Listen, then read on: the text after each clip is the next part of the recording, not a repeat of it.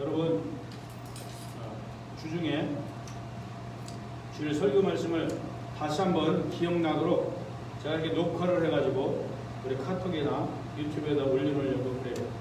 그래서 주일날 중간쯤에 화요일이나 수요일쯤에 한 번씩 더 들어보시고 또 수요 예배 내용을 올려놓으면 또 수요일이나 목요일쯤 또 들으셔서 일주일 내내 말씀 안에서 살 수 있도록 제가 도와드리려고 해요.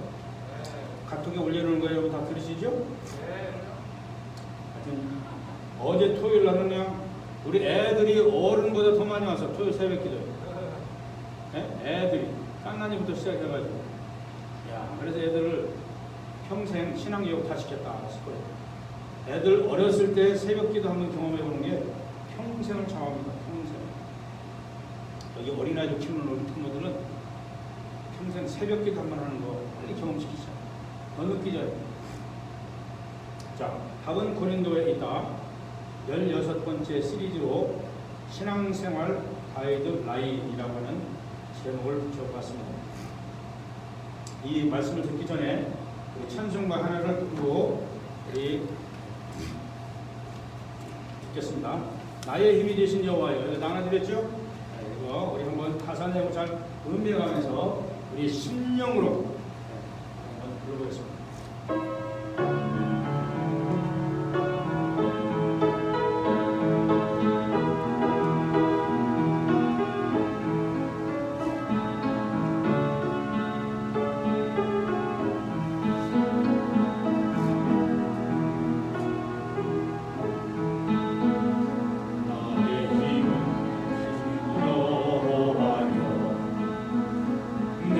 주님을 사랑합니다.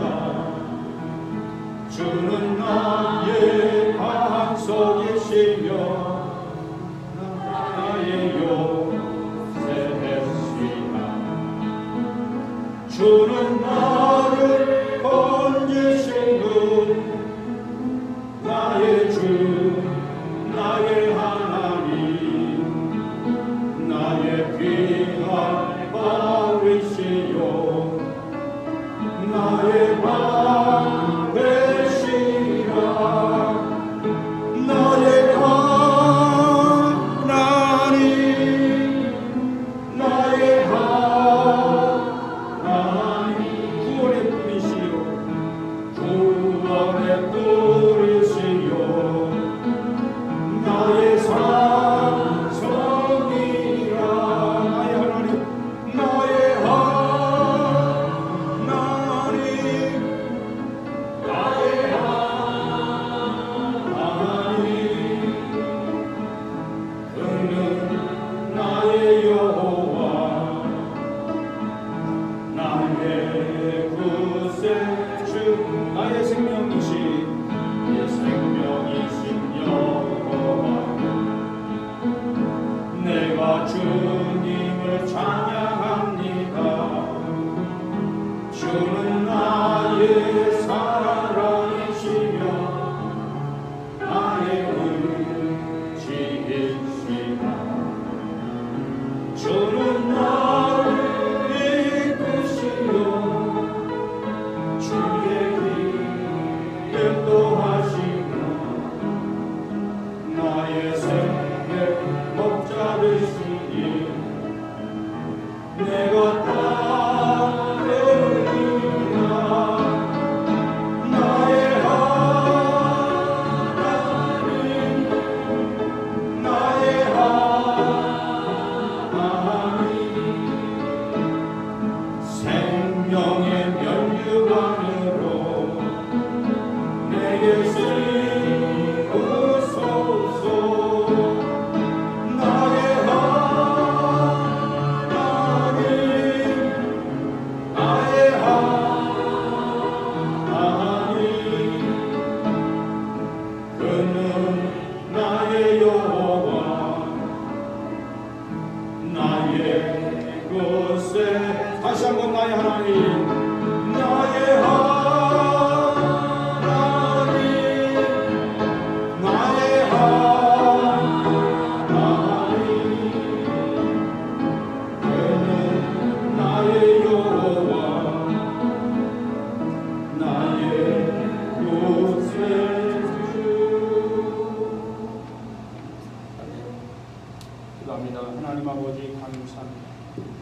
우리의 힘이 되시고 생명이 되신 우리 주님을 사랑하고 찬양합니다. 우리 주님이 우리를 피 흘려 건져주셨고 구원하여 주시고 죽음의 길에서 생명의 길로 인도하신 하나님 감사합니다. 우리가 죄를 회개하지 않아요 멸망하는 것을 잘 알게 하시니 감사합니다. 죄가 많아서 멸망하는 것이 아니라 죄를 회개하지 않아서 멸망한다는 사실을 우리에게 알려주시고 우리가 다 죄인이지만 회개할 수 있는 기회를 주셔서 감사합니다. 오늘 이 예배 시간에도 회개하게 하여 주시고 깨끗하게 하시고 예수님의 십자가 보혈의 능력으로 덧입혀 주셔서 하나님과 친밀한 교제를 하는 시간 되게 하여 주옵소서. 주님이 우리와 함께 계시니 우리의 귀를 열어 마음을 열어 주님의 음성을 듣는 시간 되게 하여 주시옵소서. 주님과 개인적인 만남, 개인적인 교제를 나누는 귀한 시간이 되기를 간절히 축원하면서 예수님의 이름으로 기도하옵나이다. 아멘.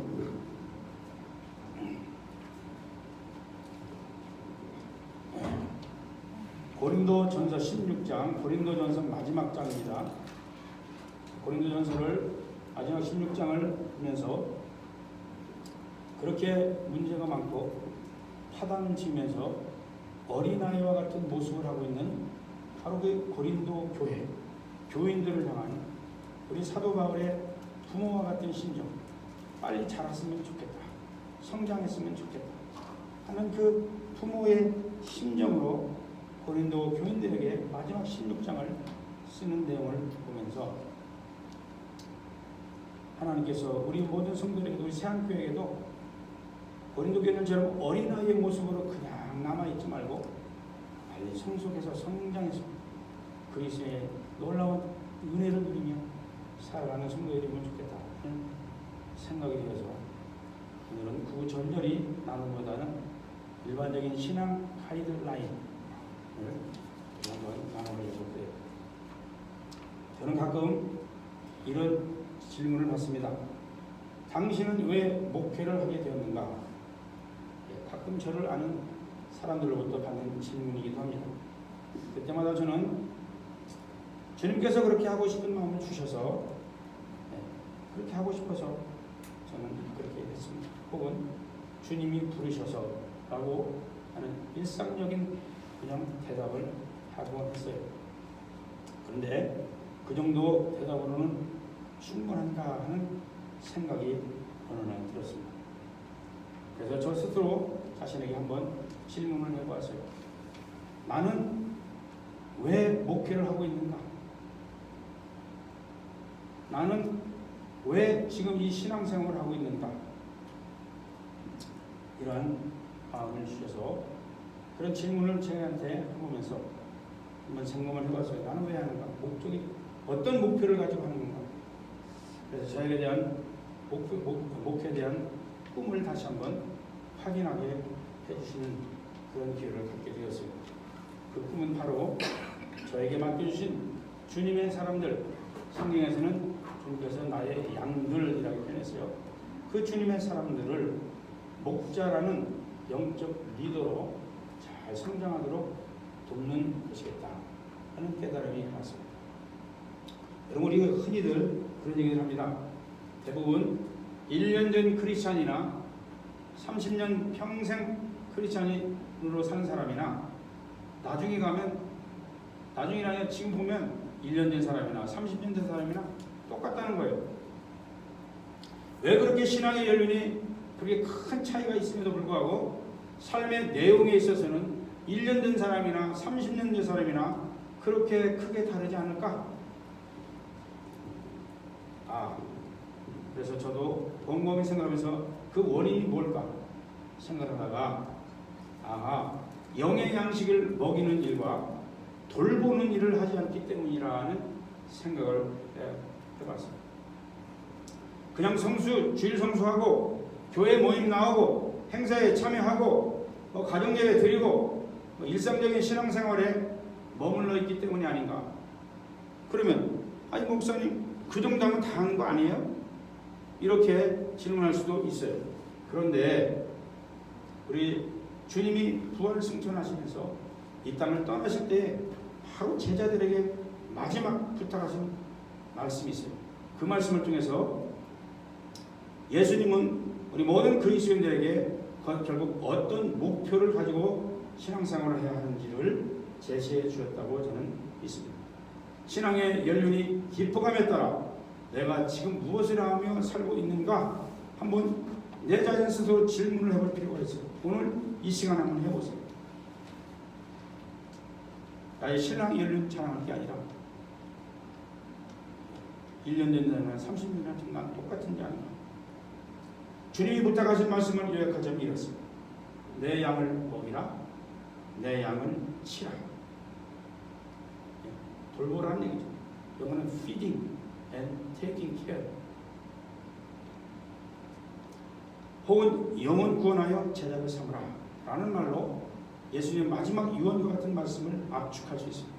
그런데 대부분 크리스천들은 이 단계까지 도달하지 않은 채 신앙생활의 초보에 머물러 있는 것 같아요. 아까 얘기한 대로 주일 성수하고 기도하고 헌금하고 때로 가끔 봉사 한 번씩 하고 이게 다냐 이거지. 아니에요. 예수님은 그거 기본적으로 하고 마지막에 어떤 단계에 이르러야 되냐? 주님의 양, 주님의 백성들을 먹이고 치는, 케어하는 일을 좀 해달라. 여러분 주님을 사랑하십니까? 진짜예요? 그러면 예수님이 이 부탁을 여러분에게 하신 겁니다. 내 양을 먹이라, 내 양을 치라. 이거는 목사나 전도사나 강도사나 사역자들만 하는 일이 아니에요. 예수님이 모든 그리스도인에게 명령하신, 부탁하신 것이죠. 제 신앙생활 혹은 목회의 꿈을 말하라면 우리 모든 교회 성도들이 주님의 양들을 먹이고 돌보는 목자가 되도록 돕는 것입니다. 지금 목자를 하지 않고 있는 분들은, 목원으로 있는 분들은 빨리 목자가 되는 꿈을 꾸세요. 거절해서 머물러 있지 마세요. 그럼 1년 되나 30년 되나 똑같은 신앙생활을 하실 거예요.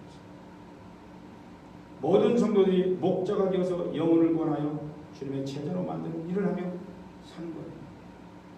여러분은 어떤 목표를 가지고 신앙생활을 하고 있습니까? 여러분은 어떤 꿈을 가지고 직장생활을 하고 있습니까? 이러지만은 가끔 아이고 이 나이에 무슨 꿈이요? 이 나이에 무슨 목표가 있겠어? 그냥 살아가는 거지. 제가 잘 알고 있는 어느 목사님 가끔 한 번씩 봅니다. 70대 연세가 70가 넘으셔서 은퇴하신 목사님이신데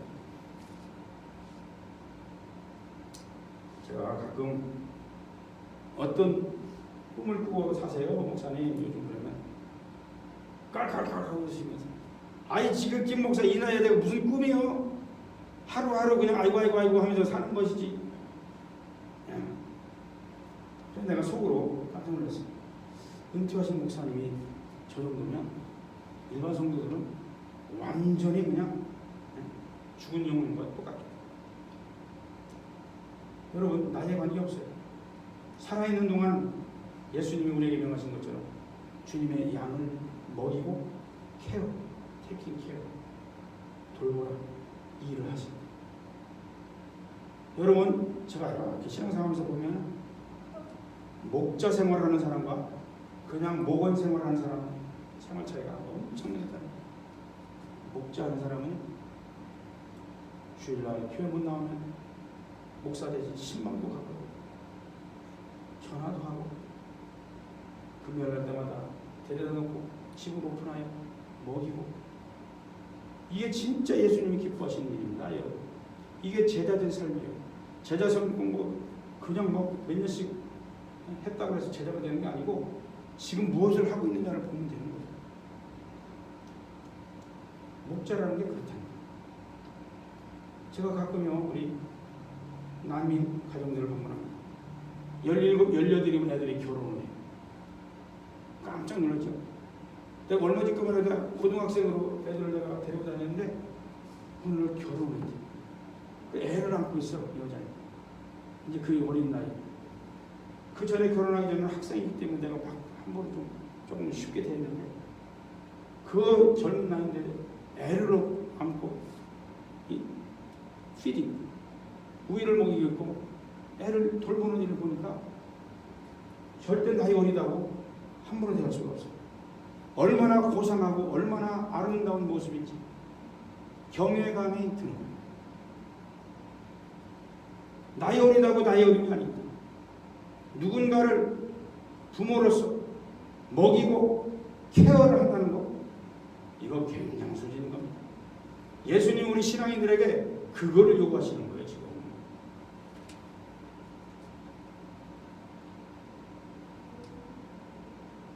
여러분은 어떤 목표를 가지고 어떤 꿈을 가지고 신앙생활을 하십니까? 나이 탓하지 마십시오. 이 나이에 아닙니다. 여러분 성경 구약성경 요엘서 2장 28절에는 뭐라고 말씀하셨는지 들어보십시오. 내가 모든 사람에게 나의 영을 부어주겠다. 너의 아들 딸은 예언을 하고 노인들은 꿈을 꾸고 젊은이들은 환상을 볼 것이다. 노인들이 뭐 한다고요? 꿈을 꾼다. 나이 드셨다고 연세 드셨다고 꿈을 저버렸으면 여러분 하나님의 말씀에 위반되는 삶을 살게 됩니다. 노인들은 꿈을 꿔요. 오늘 꿈꿀 재료를 하나 드릴게요. 목자가 되는 꿈.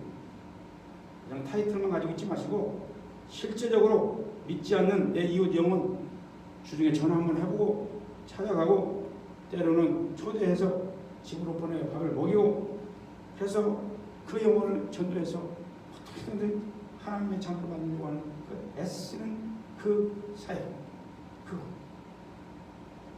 그거를 주님은 기뻐하실 줄로 믿습니다. 성경에만 노인들에게 꿈을 꾸게 하신다고 그랬어요.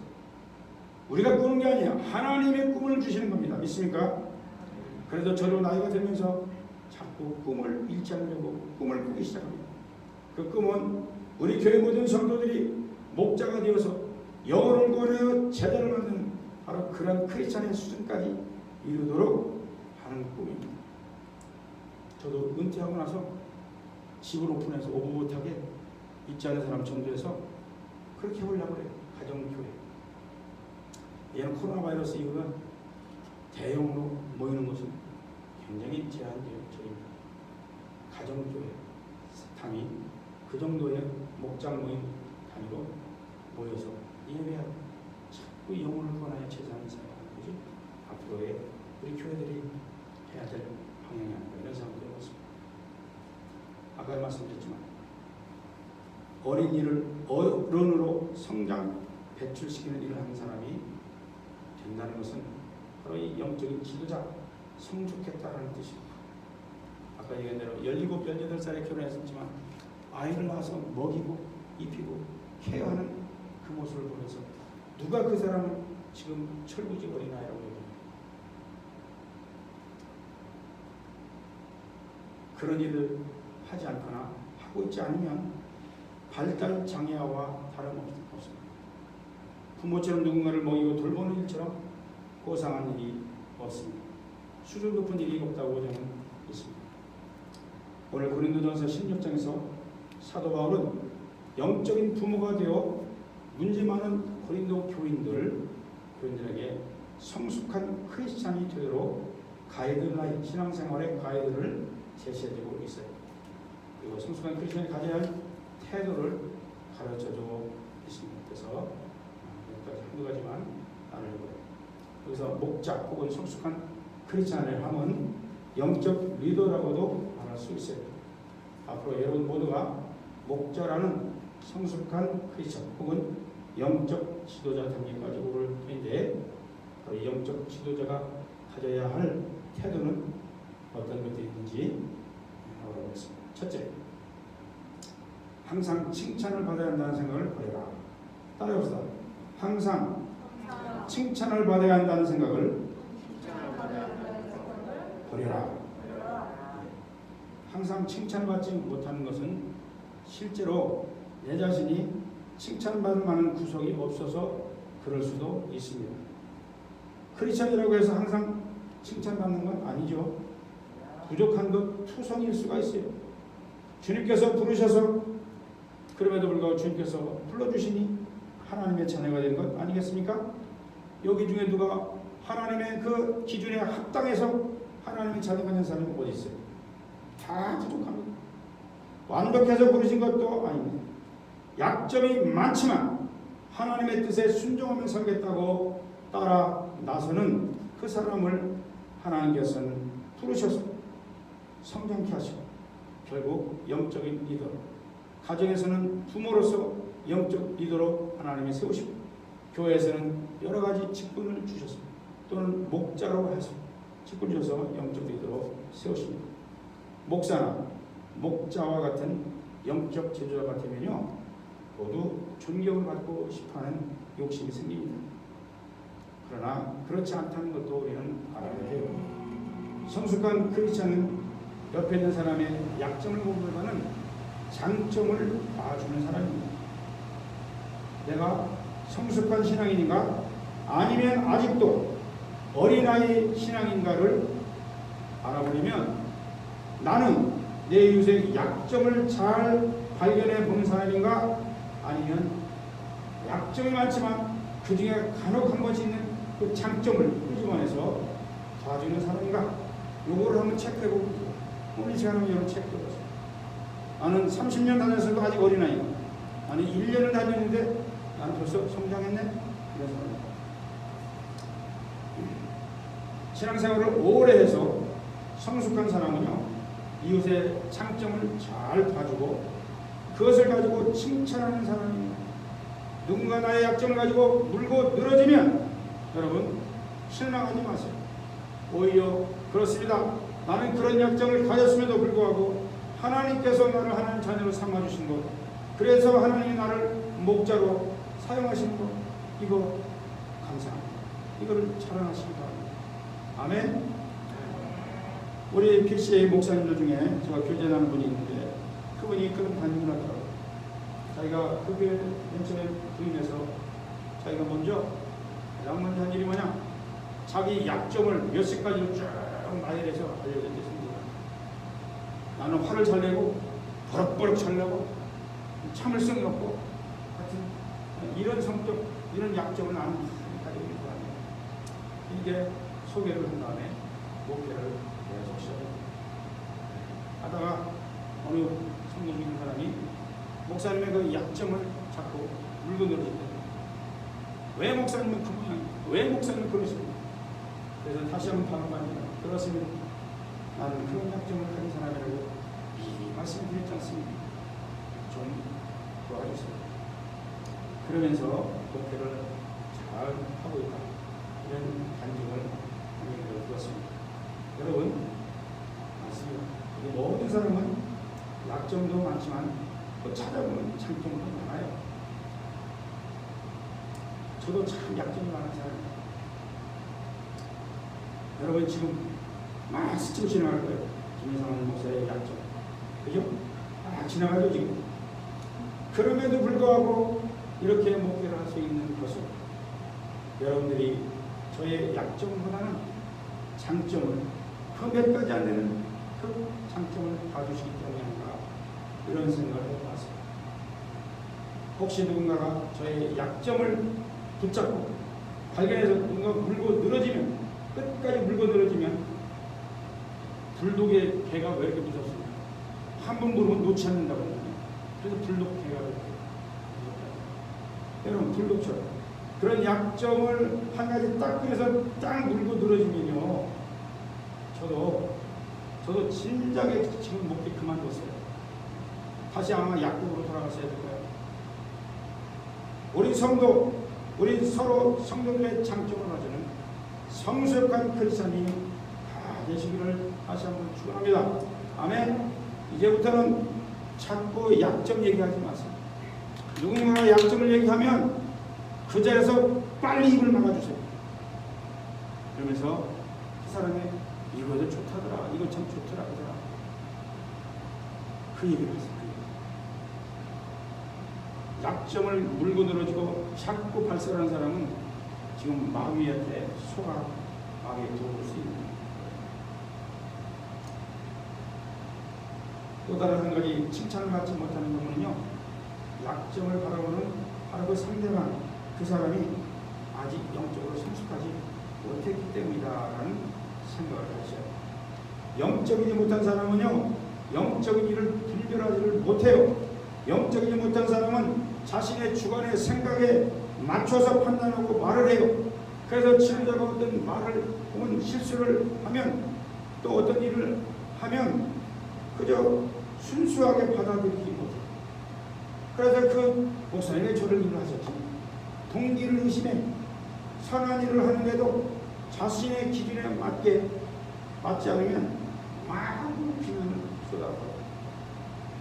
여러분 잘 아시다시피 몇 년 전에 우리 교회에서 목회자, 가정교회 목회자 컨퍼런스를 약 120명의 목사님 사모님들을 모시고 이 좁은 교회에서 여기서 120명이 시사했다니까 여러분? 기억나세요? 그때 봉사하셨는데 저희 층에서 120명의 목사 사모님들이 컨퍼런스에서 4일 동안 월화수목 정말 그때 몇 명 안 되는 우리 성도들이 정말 헌신했어요. 봉사했어요. 섬겼어요. 피딩 앤 케어를 했어요. 목사님들.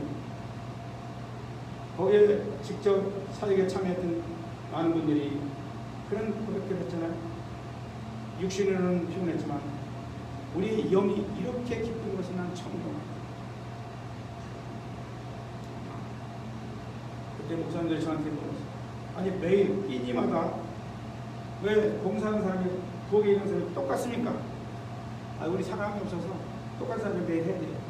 왜냐면 다른 교회들은 성도가 좀 많으니까 조를 짜가지고 첫째 날 아침은 누구 먼저 주고 점심은 누구 주고 그러니까 매일 사람이 달라지거든.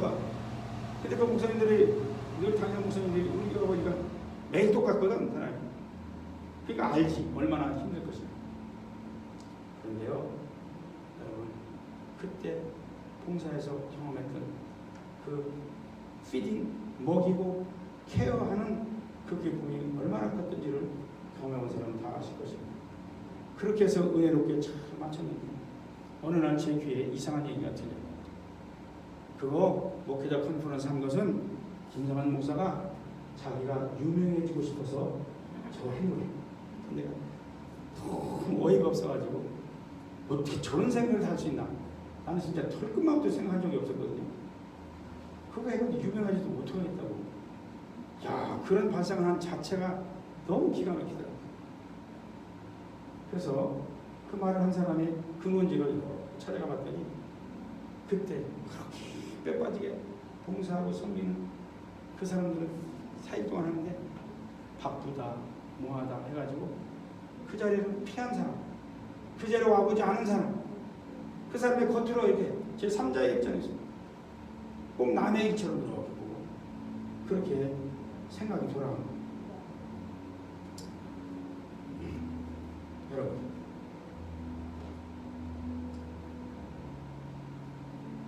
그런 섬김과 봉사의 현장에 있지도 않았던 그런 사람이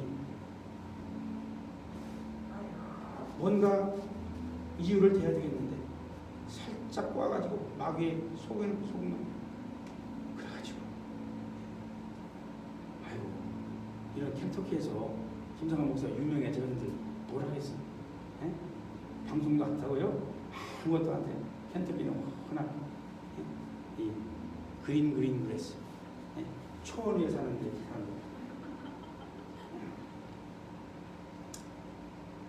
영적인 사람은요 영적인 것을 분별하며 순수하게 받아들여요. 고린도전서 2장 14절입니다. 제가 읽어드릴게요. 그러나 자연에 속한 사람이 하나님 속한 사람이 아닌 거예요. 하나님의 영에 속한 일들을 받아들이지 아니합니다. 그런 사람에게는 이런 일들이 어리석은 일이며 그는 이런 일들을 이해할 수 없습니다. 이런 일들은 영적으로만 분별되기 때문입니다. 있습니까? 영적인 사람이 다 되시길 바랍니다. 두 번째, 성숙한 크리스찬은 돈에 대한 태도를 반듯하게 가져야 합니다. 따라서 돈에 대한 태도를 반듯하게 가져야 한다. 여러분 사실 이 돈에 대한 태도만 반듯하게 가져도 신앙생활 90% 이상 하는 거예요, 사실. 1절과 2절을 제가 다시 읽습니다. 성도들을 도우려고 모으는 헌금에 대하여 말합니다. 내가 갈라디아 여러 교회에 지시한 것과 같이 여러분도 그대로 하십시오.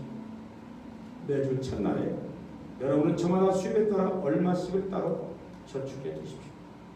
그래서 내가 갈 때에 그제야 헌금하는 일이 없어야 할 것입니다. 바울이 고린도 교회들에게 이 이야기를 한 배경은 당시 예루살렘 교회가 극심한 어려움에 처해 있었어요. 그래서 바울은 자기가 개척했던 이방 땅에 있었던 이방 교회들에게 저 모교회인 예루살렘 교회가 너무나 지금 가뭄에 혹시나 혹독한 어려움을 겪고 있으니 우리 이방 교회들이 좀 도와주자. 그래서 그 교회들 중에 고린도 교회도 돕기로 했던 것입니다. 이때 바울은 그 고린도 교인들에게 헌금하는 것에 대해서 연보, 개혁성경에는 연보, 모금이라고 하는데 헌금에 대하여 지금 가르쳐 주는 거예요. 즉 성도들의 돈 관리에 대하여 가르치는 내용이에요. 제가 뭐 구체적으로 돈 관리에 대해서 얘기하보다 일반적인 돈 관리 방법을 좀 말씀드리려고 합니다. 성숙한 그리스도는요, 돈 관리를 잘하는 사람입니다. 있습니까? 돈 관리 잘해야 돼요. 그래서 돈을 잘 관리할 뿐만 아니라 아직 영적으로 어린 사람에게 돈에 대하여 가르치는 일도 해야 돼요. 그래서 바울은 성숙한 그리스도인으로서 영적으로 어린 바로 이 고린도 교인들에게 돈에 대하여 가르치고 있는 거예요. 제가 최영기 목사님이 쓴 그 글에서 이 좋은 내용을 하나 좀 소개해 드릴게요. 돈은 하나님의 가장 강력한 경쟁자이고 돈이 성도의 삶에서 하나님을 대체할 수 있기 때문입니다. 사실 어떤 믿음을 갖고 있는지를 판단하려면 그 사람이 어디에 돈을 쓰는지를 보면 됩니다. 얼마나 많은 돈이 주님과 이웃을 위해 쓰였으며 얼마나 많은 돈이 자신과 사치를 위하여 사용되었는가를 통해 그 사람의 믿음의 정도를 알 수 있습니다. 여러분 동의되시죠? 그래서 저희 교회도요, 목자, 집사 장로, 권사님 이런 분들을 세울 때 가장 기본적으로 살펴보는 것이 11조 헌금을 잘하고 있는지를 봅니다. 왜냐하면 자신의 수입 중에서 최소한이에요.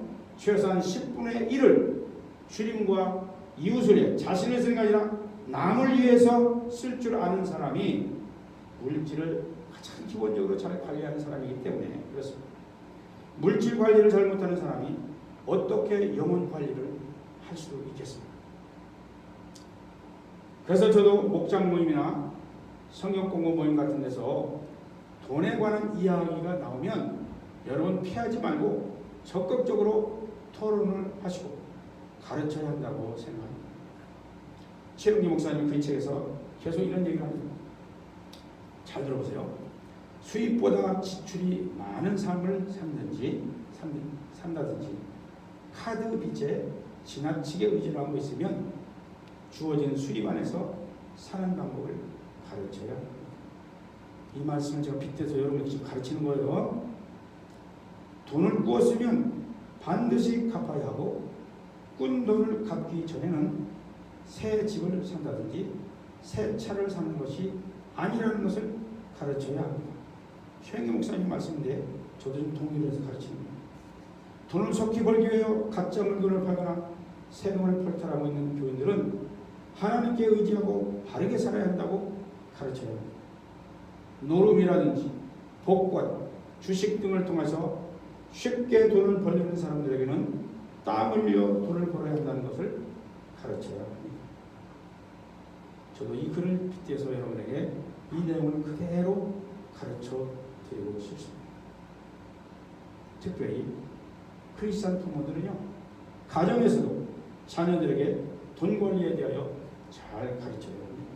왜냐하면 부모는 가정에서 영적인 지도자이기 때문에 일반적인 부모지만 동시에 영적인 지도자가 되는 목자가 되는 거지. 돈은 쌓아놓으라고 버는 것이 아니라 주를 위하여 바치고 이웃을 위해 쓰기 위해서 버는 것이라는 것을 어렸을 때부터 가르쳐 줘야 돼요. 이런 것을 삶으로 가르칠 수 있는 아주 좋은 장소가 바로 가정이야, 가정. 그리고 조금 더 넓히면 목장. 집을 우리 가족만을 위해서 사용하지 않고 이웃을 불러서 오픈해서 예배 장소로 활짝 열어놓고 목장 식구들을 위하여 없는 돈이면 돈을 써가면서 음식을 장만하면서 대접하는 것을 보여줄 때 자녀들은 우리 집과 돈은 엄마 아빠처럼 저렇게 사용하는 것이구나, 이거를 배우는 거지. 자연스럽게 배우는 겁니다. 자녀들에게 나이가 되면 아르바이트를 통해서 어렵게 돈을 버는 경험도 시켜봐야 돼요. 돈을 벌었을 때나 돈을 받았을 때에 11조하는 훈련을 시켜요. 그래서 우리 자녀들에게 일부러 용돈을 주면서 그 11조 떼는 훈련을 해야 돼요. 올바른 물질관리를 통해서 평생 행복과 불행이 결정될 수 있다는 것도 가르쳐줘요. 11조를 떼어서 주님과 이웃을 위해 사용할 줄 알면 평생 쪼들리지 않고 하나님이 돌봐주신다는 사실도 가르쳐야 해요. 참 저도 우리 애들이 다 커서 이제 자기 수입이 있어서 살아가고 있습니다. 늘 저는 체크해보고 싶은 거예요. 열심히